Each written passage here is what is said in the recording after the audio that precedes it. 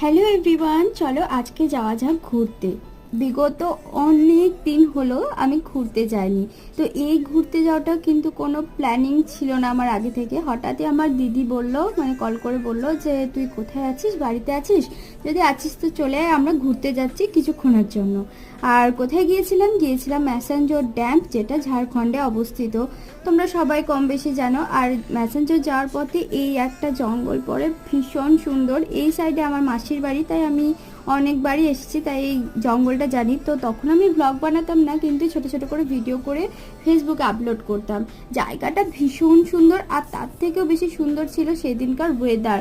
মানে just wow, কি বলবো, তোমরা দেখেই বুঝতে পারছো। একটুকু কষ্ট হয়নি, মনে হচ্ছে যেন ট্রিপটা খুব তাড়াতাড়ি শেষ হয়ে গেল। আরও কিছুদিন থাকতে পারলে খুব ভালো হতো, যেহেতু দিদির একটা ছোট্ট বাচ্চা আছে, যাকে আমি দেখাতে পারছি না এখন, পরে হয়তো দেখাবো।